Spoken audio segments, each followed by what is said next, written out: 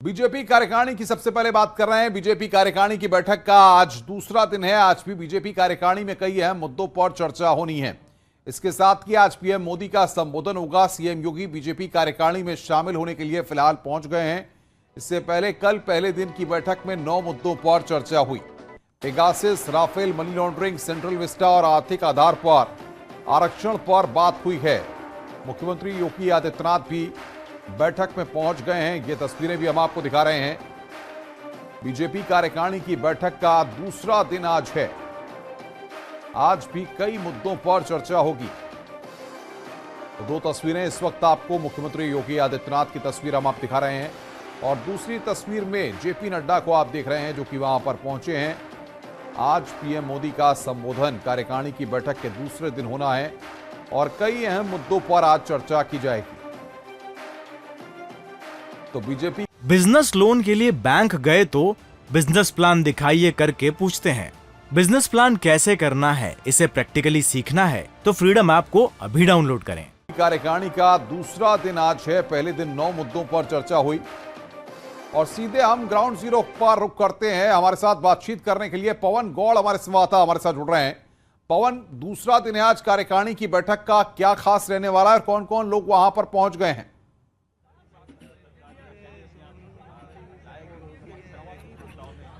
देखिए, अगर बीजेपी की राष्ट्रीय कार्यकारिणी की अगर दूसरे दिन की बात करें तो गृह मंत्री अमित शाह, बीजेपी अध्यक्ष जेपी नड्डा, मुख्यमंत्री योगी आदित्यनाथ समेत चाहे वो केशव मौर्य उप मुख्यमंत्री हो या ब्रजेश पाठक उप मुख्यमंत्री हो, ये सब लोग यहां पहुंच चुके हैं।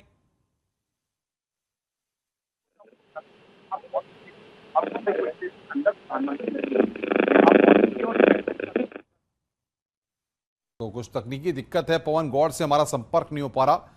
तो संपर्क टूटा है, उनसे हम संपर्क करने की कोशिश करते हैं। बहरहाल ये तस्वीरें इस वक्त हम आपको दिखा रहे हैं किस तरीके से तमाम दिग्गज नेता भाजपा के वहां पर पहुंचे हैं। कार्यकारिणी की बैठक का दूसरा दिन और ये तस्वीरें इस वक्त आप देख रहे हैं।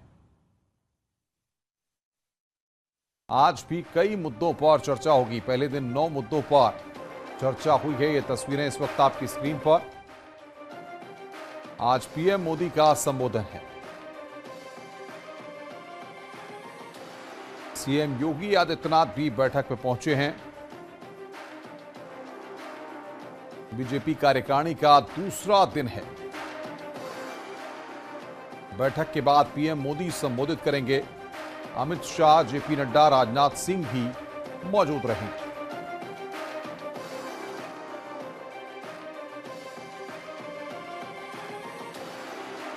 बीजेपी की राष्ट्रीय कार्यकारिणी की बैठक का आज दूसरा दिन। जेपी नड्डा पहुंच गए हैं। उत्तर प्रदेश के मुख्यमंत्री योगी आदित्यनाथ वहां पर पहुंच गए हैं और आज की बैठक के समाप्त होने के बाद या बैठक के बाद आपको बता दें कि प्रधानमंत्री नरेंद्र मोदी का संबोधन वहां पर होगा। ये जानकारी फिलहाल मिल रही है। बैठक के बाद पीएम मोदी वहां पर संबोधित करेंगे। अमित शाह, जेपी नड्डा, राजनाथ सिंह फिलहाल मौजूद हैं। सीएम योगी एनडीएमसी कन्वेंशन सेंटर में मौजूद हैं। ये यहां पर बड़ी जानकारी हम दर्शकों को दे रहे हैं। तो ये 2 तस्वीरें इस वक्त आपकी स्क्रीन पर हम आपको दिखा रहे हैं किस तरीके से जो भाजपा के दिग्गज नेता हैं वो वहां पर पहुंचे हुए हैं। और पवन गौड़ के पास एक बार फिर रुक करते हैं। पवन, आप जानकारी दे रहे थे, बताइए जरा।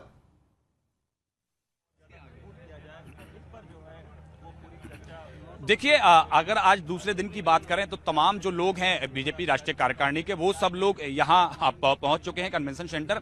बस प्रधानमंत्री के आने का इंतजार है और थोड़ी देर में अंदर प्रधानमंत्री यहाँ पहुंचेंगे और आज दूसरे दिन की बैठक शुरू हो जाएगी।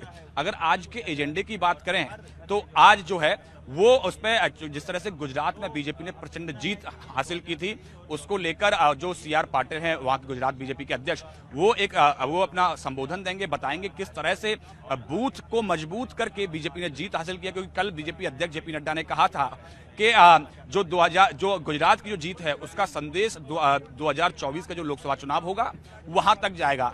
उसके साथ साथ जो 2023 में जो 5 चुनावी राज्य हैं, क्योंकि कुल 9 राज्यों में चुनाव होना है, 4 पर कल चर्चा हो गई है, 5 जो चुनावी राज्य हैं, राजस्थान हो, छत्तीसगढ़ हो, मध्य प्रदेश हो, तेलंगाना हो या मिजोरम हो, इनको लेकर वहां के प्रदेश अध्यक्ष अपना ब्यौरा सौंपेंगे, किस तरह से वहां संगठन काम कर रहा है, किस तरह से बूथ जो समितियां हैं उनको मजबूत किया जा रहा है। अगर उन राज्यों में सरकार है, जैसे मध्य प्रदेश में सरकार है, तो वहां सरकार के द्वारा किस तरह से काम किए जा रहे हैं, उन सब का ब्यौरा वहां के जो अध्यक्ष हैं वो सौंपेंगे। उसके अलावा जो G20 की अध्यक्षता बीजेपी भारत को मिली है 1 साल के लिए, तो ऐसे में बीजेपी के कार्यकर्ता किस तरह से G20 की अध्यक्षता के कार्यक्रम जो है वो पूरे देश भर में चलाएंगे, उसको लेकर भी यहाँ केंद्रीय नेतृत्व के द्वारा प्रेजेंटेशन दिया जाएगा। उसके साथ साथ जो एक आर्थिक प्रस्ताव आएगा, किस तरह से भारत पूरी दुनिया में रिसेशन का समय चल रहा है, लेकिन भारत फिर भी अर्थव्यवस्था जो है भारत की वो मजबूती के साथ खड़ी हुई है, उसको लेकर यहाँ आर्थिक प्रस्ताव आएगा। बीजेपी के अध्यक्ष जेपी नड्डा जो हैं उनके कार्यकाल बढ़ाने को लेकर भी यहाँ प्रस्ताव आ सकता है। अगर बात करें कल की, तो कल बड़ा ही महत्वपूर्ण एक राजनीतिक प्रस्ताव पार्टी के द्वारा लाया गया। उसका जो केंद्रीय मंत्री किरण रिजिजू हैं उस प्रस्ताव को लेके आए और उसका अनुमोदन किया यूपी के उप मुख्यमंत्री केशव प्रसाद मौर्य और कर्नाटक के उप मुख्यमंत्री गोविंद ने। उस प्रस्ताव के अंदर यह था कि जिस तरह से विपक्ष के जो लोग हैं वो लगातार प्रधानमंत्री के ऊपर निचले स्तर के हमले करते हैं और लगातार उनको टारगेट करने की कोशिश करते हैं, लेकिन सभी जो आरोप है विपक्ष के वो कहीं ना कहीं बेसफल साबित होते हैं, असफल साबित होते हैं, और कहीं ना कहीं सुप्रीम कोर्ट तक जब विपक्ष जाता है तो वहां बिल्कुल पवन, आप नजर बना के रखिए, आगे भी हम आपसे अपडेट लेंगे। पवन गौड़ हमारे संवाददाता इस वक्त की बड़ी खबर पर हमें अपडेट दे रहे थे। दिल्ली में चल रही बीजेपी राष्ट्रीय कार्यकारिणी की बैठक का दूसरा दिन आज है। उत्तराखंड बीजेपी के प्रदेश अध्यक्ष महेंद्र भट्ट ने सुबह उत्तराखंड के मुख्यमंत्री पुष्कर सिंह धामी से मुलाकात की। न्यूज 18 से बातचीत में महेंद्र भट्ट ने कहा कि आज पार्टी कार्यकारिणी की बैठक में जोशीमठ मामले पर चर्चा हो सकती है।